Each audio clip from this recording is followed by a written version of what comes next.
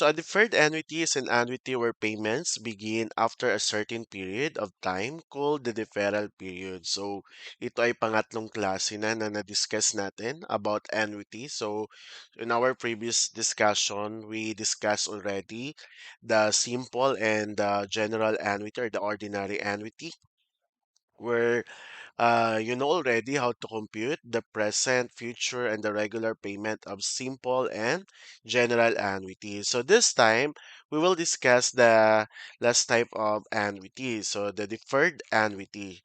So yung concept niya, no, yung concept niya, so unlike in ordinary annuity, so where payments start immediately, a deferred annuity has a delay before payments start.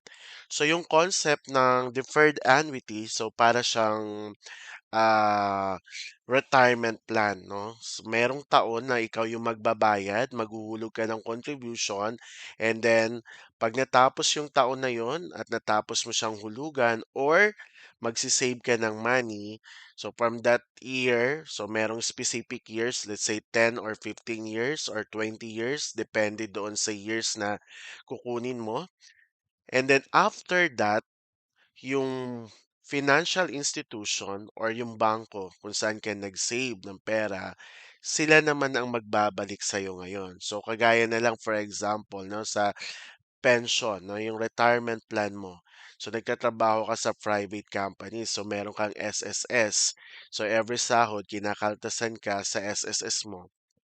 Kapag nag-retired ka, so yung time naman na nag-retired ka, magpe-pension ka, si SS yung SSS naman ang magbibigay sa iyo ngayon ng payment. So, hindi ka na. So, ganun yung idea ng deferred annuity. So, kagaya na lang nito.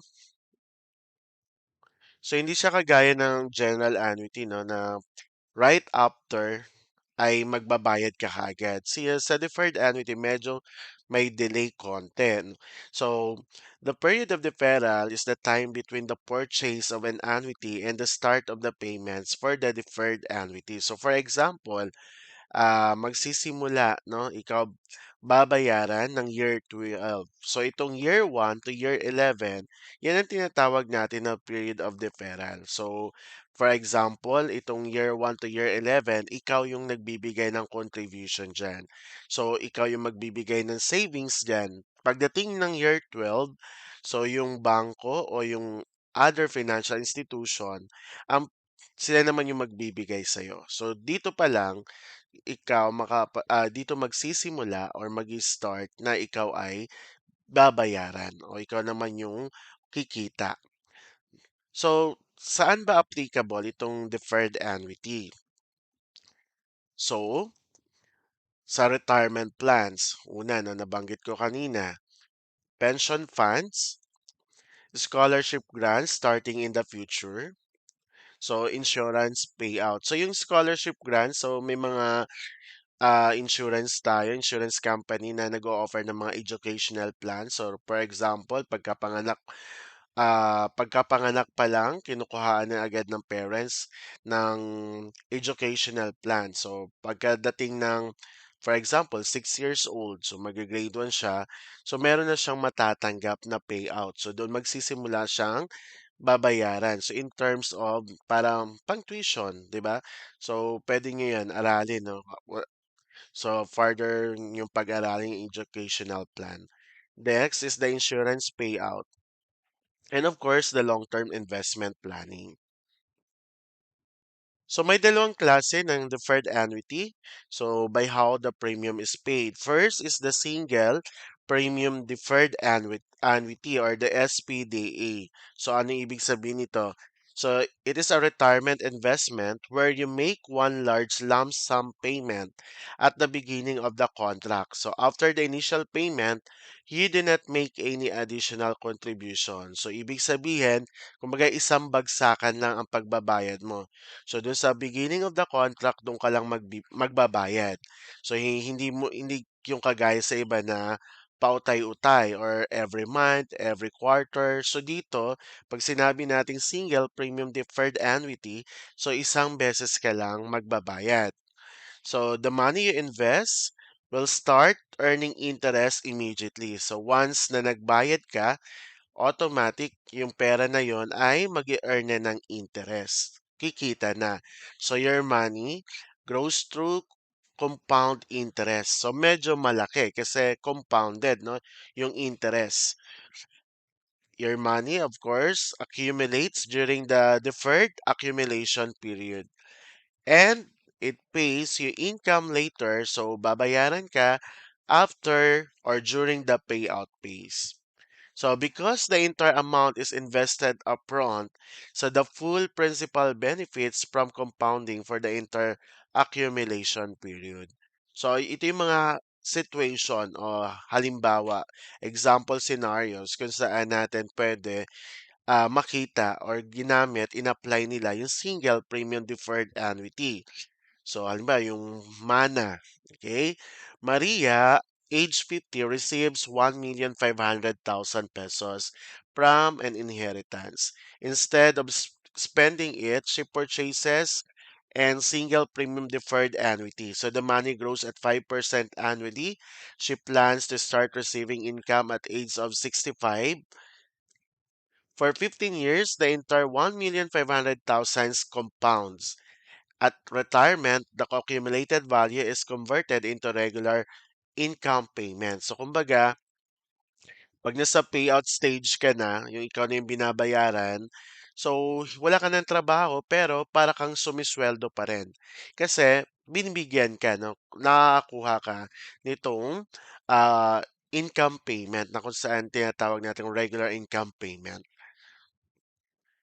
So it's because this is an example of single premium deferred annuity.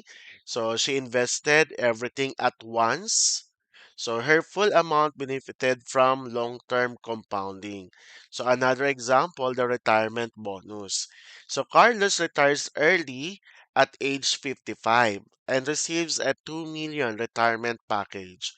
So he does not need the money yet. So gusto niya pang, since di pa niya naman kailangan yung 2 million, so ang ginawa niya, of course, ginamit niya 'to 'no, ang single premium deferred annuity.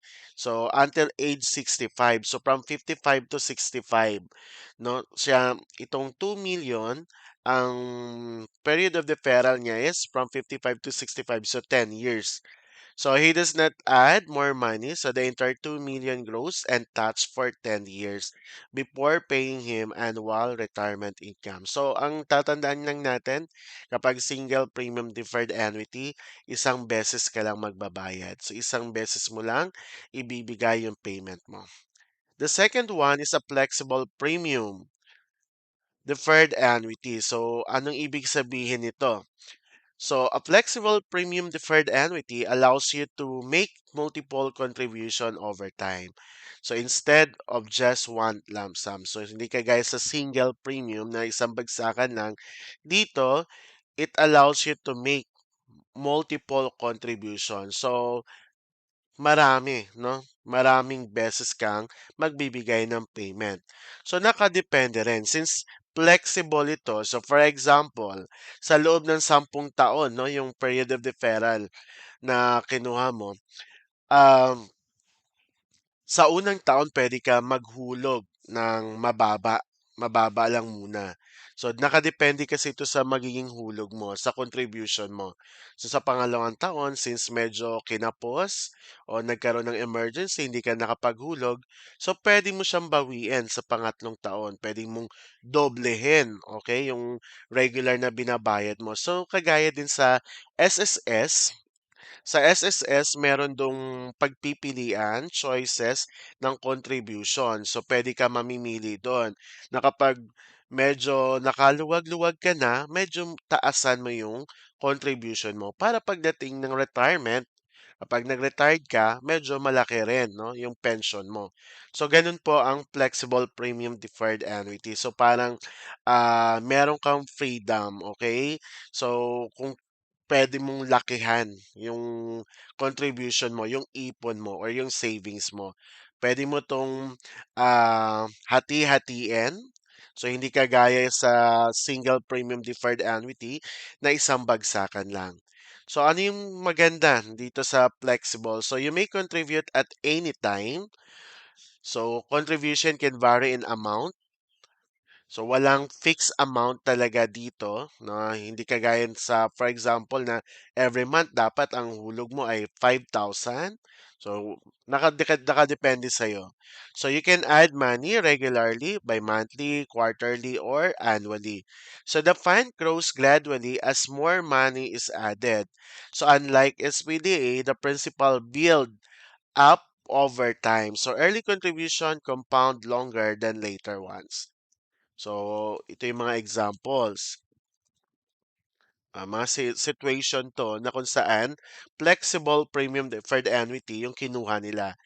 Angela, age 25, want to prepare for retirement of age 60. So she does not have a large sum, so she contributes 5,000 monthly to an flexible premium deferred annuity. So the annuity earns 6% annually. So she continues contributing for 35 years. So her early deposits compound for any years, tama? So while later deposits compound for fewer years, over time, her retirement fund becomes a substantial. Another example, for a regular income earner. So, halimbawa, hindi siya regular, no? Hindi siya regular sa trabaho. Joshua is a freelance graphic designer. His income charge monthly. So, with an PDA, so in a high income months, he contributes 15,000. Pero kapag medyo mababa ang kitaan niya, 3,000 ang binibigay niya. So some months, he skip contribution. So ito yung kinagandahan naman sa flexible, no? Kapag malaki yung kitaan, so pwede mong lakihan din yung bigay mo. Pero medyo short, mababa. Pero kapag in case of emergency, at di, okay lang din. So this flexibility allows him to save according to his cash flow while still building a retirement fund. So that is the two types of deferred annuity by how the premium is paid. Now, so to summarize, ng pagkakaiba ng dalawa, pagdating sa payment, again, yung single premium, one-time lump sum lang siya. Pag sa flexible, multiple contribution. Sa flexibility naman, so ang SPDA is not flexible after initial payment kasi isang beses nga lang. And then yung flexible premium, highly flexible talaga. So anytime, any amount, o na depende sa'yo. So, ang SPDA ay best for people with large available funds. So, siguro ito yung mga sabihin na natin na may kaya talaga. So, kasi malalaking halaga kasi isang beses lang na babayaran. At yung flexible premium naman is for people saving gradually. So, paunti-unti. So, for example, sa unang trabaho mo, medyo mababa pa yung sweldo mo. Sa susunod na taon, medyo na-promote ka na. Kaya, lumalaki rin yung contribution mo. Compounding for the SBDA, entire amounts compounds immediately. So, for the flexible, it grows as contribution are added. So, but before that, so we have two phases, no? We have two phases pagdating sa deferred annuity. So the first one is the accumulated phase or the deferral period. So anong nangyayari sa phase na to? First, okay, so ito yung tinatawag natin na saving and growth period. So dito, you invest your money. So that will be the present value. So wala ka pang marireceive na payment dito kasi ikaw pa yung nagbabayad. And then your money grows through compound interest. Then earning growth tax deferred, meaning taxes are paid only when withdrawals begin. So wala pang tax. How contribution are made? So may dalawang option ka naman, either the single lump sum or the series of payment. So the value of the fund at the end of this phase is computed using this formula. So FB, or that FB means the future value or the amount at the end of the deferral period, is equal to PV, or PV is the present value, the initial investment, multiplied to 1 plus I raised to K. So meron kayong bagong na-encounter na variable, yung K. So yung I natin dyan is the annual interest rate or the accumulated rate. Ang K naman, ang number of deferral periods. Ito yung years, ilang taon ka na nagbabayad. Okay? Or ilang taon yung sakop bago ka bibigyan ng payout. Okay, that kasi mamaya baka malito kayo pag binigay na natin yung N. So, the second phase naman is the payout phase. Ito yung ikaw na yung binabayaran. So, what happened in this phase? So, this is the income period. So, of course, here, you stop contributing. Hindi ka na magbabayad ng contribution dahil ikaw na nga yung binabayaran. The annuity begins paying you regular income or the payout amount.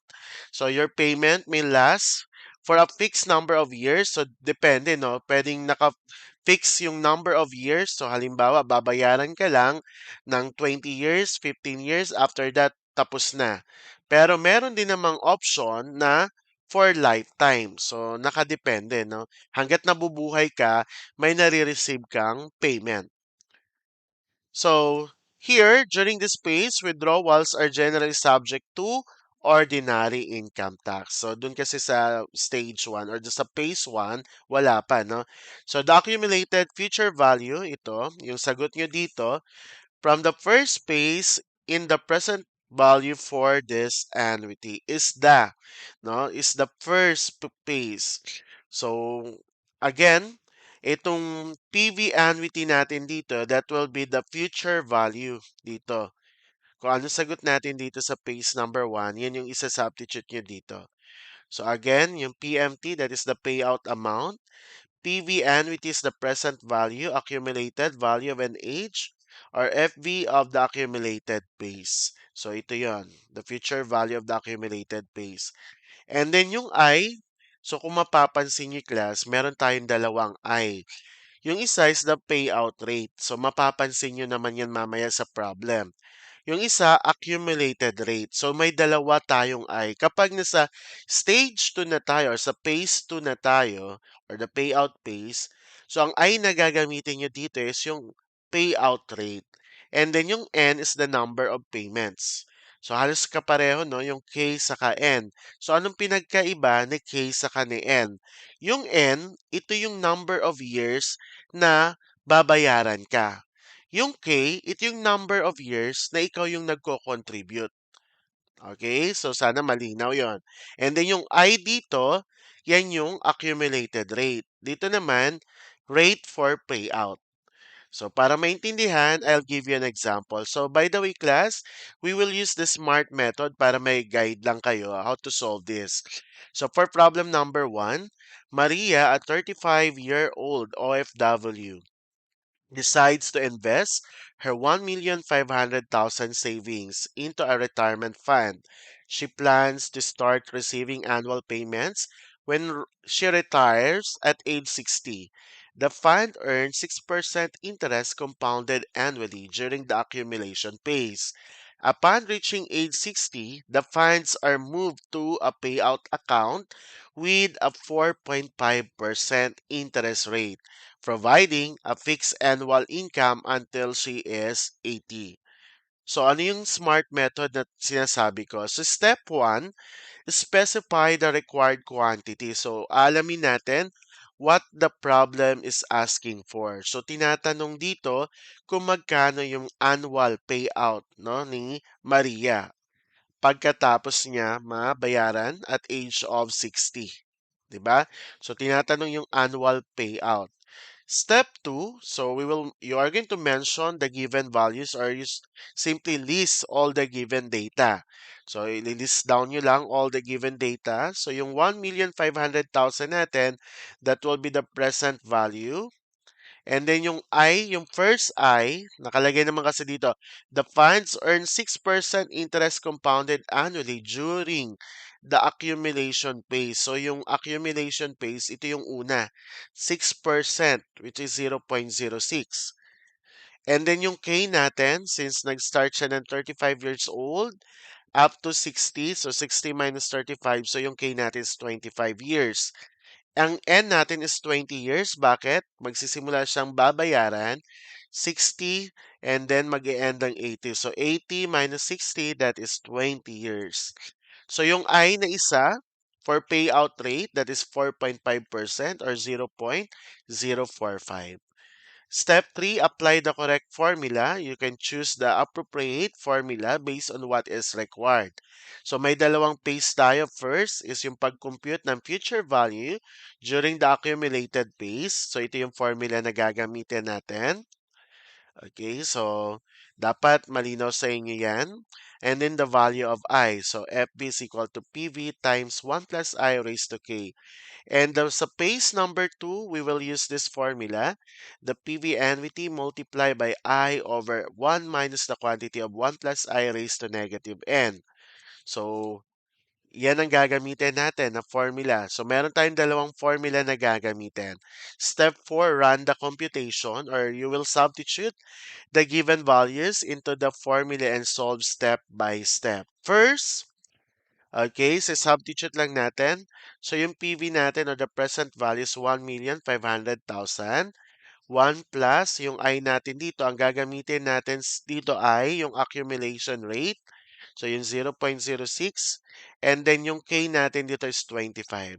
So using your calculator class, so you can try your scientific calculator, ang makukuha nyo dapat na sagot dyan is 6,437,806.08. So pa-double check kung pareho tayo ng sagot. Pag hindi, so you can comment sa comment section. So, bakit kaya hindi nyo nakuha yung tamang sagot? Next phase is we will compute now the payout amount. So again, yung PV annuity is the future value of accumulation rate pace. Ito yon. So ilalagay lang natin 6,437,806.08 multiply 2. So yung I, hindi sila pareho dito ng I kasi yung I dito is the payout amount or the payout rate na. So since that is 4.5%, so that's 0.045 all over 1 minus times the quantity of 1 plus 0.045 raised to negative 20. And then, using your calculator, ang makukuha nyo dapat na payout amount is 494,913.71. So ano ibig sabihin nito? So every year, si Maria ay makaka-receive ng ganitong amount, 494,913.71. So, since ilan taon siya babayaran? 20 years. So, 20 years siyang babayaran ng ganito. So, this step 5, tell the final answer. So, Maria's single premium of 1,500,000 at age 35 would provide her with an annual retirement income of approximately 494,913.71 starting at age of 64 20 years. So, ibig sabihin lang nito class, ah, kapag kinumpute natin by monthly, magkano kaya ang marireceive ni Maria? So, i-divide lang niyo to sa 12, nasa more than 41,000, no? Tama ba? So, ibig sabihin, kung every month siya babayaran, nasa 41,000 plus. I hope na intindihan yan. Next, Roberto, age 50, receives a lump sum of 500,000. He decided to purchase an SPDE or the single premium deferred annuity to supplement his retirement income starting at age 65. How much is the annual payout? So if the annual interest rate is at 5.5% compounded annually, and the payout rate is at 33.5% compounded annually. So the payout will last from age 65 to age 90. What is the annual income payment? So step 1 again, hinahanap natin what is the specify the required quantity. So the annual payout. Step 2, mention the given values or you can list all the given data. So the present value is 500,000. Yung accumulate rate is 5.5% or 0.55. And then yung K natin is 15 years. Bakit 15 years? Nag-start siya ng 50. Okay. So, binayad niya yan isang beses lang kasi single premium, no? So, 50 to 65, kaya 15 years. And then yung end natin is 25 years. Kasi mag-i-start siyang bayaran at age of 65. Okay, so and then mag-e-end ng 90. So kaya 25. And then yung isang I natin is 3.5%, that is the payout rate. So or 0.035. So step 3, so same yung formula na gagamitin natin. For step 4, we will run the computation. So isa-substitute nyo lang yung mga values na nakuha natin sa step number 2 sa formula na to. So that is 500,000 multiplied to 1 plus 0.055 raised to 15. So ano ang sagot? So pwede nyong i-compute using your scientific calculator. So that will be 1,116,238.246. So sinama ko na yung 6 kasi tatlo lang naman yung decimal. And then next ito, sa-substitute natin yung formula. So yung sagot natin dito, ito yan. Then imumultiply natin to 0.035 over 1 minus 1.035 raised to negative 25. So kindly check kung talagang na ang raise nyo ay may negative. Dapat may negative. So, dapat ang makuha nyo dyan is 67,726.68. So, that will be the answer. So, ibig sabihin, since 500,000 to, and sa loob lang ng 50, tapos 15 years, so sa isang taon, mayroon siyang 67,726.68 na makukuha. Kung i-divide 12 natin yan, so, every month, ang makukuha niya lang is 5,643, no? So, ano ibig sabihin niyan? Roberto's single premium of 500,000 at age 50 would provide him with an annual retirement income of approximately 67,726.68 starting, ano yan, at age 65 for 25 years. So, mag-e-end siya. Naka-fix yung payment period niya hanggang 90 lang. Okay, so in order no, na maintindihan nyo talaga itong discussion na to, so nag-provide ako ng problem number 3. You try to answer that. So, sagutan nyo dyan. And pwede nyo i-share sa comment section yung nakuha nyong sagot. Yun yung pay, payout amount. So, you can use the SMART method para guided kayo kung paano sasagutan. Thank you for watching this video. I hope you learned something. Don't forget to like, subscribe, and hit the bell button para updated kayo for more video tutorial. This is your guide in learning your math lesson, your Wow Math channel.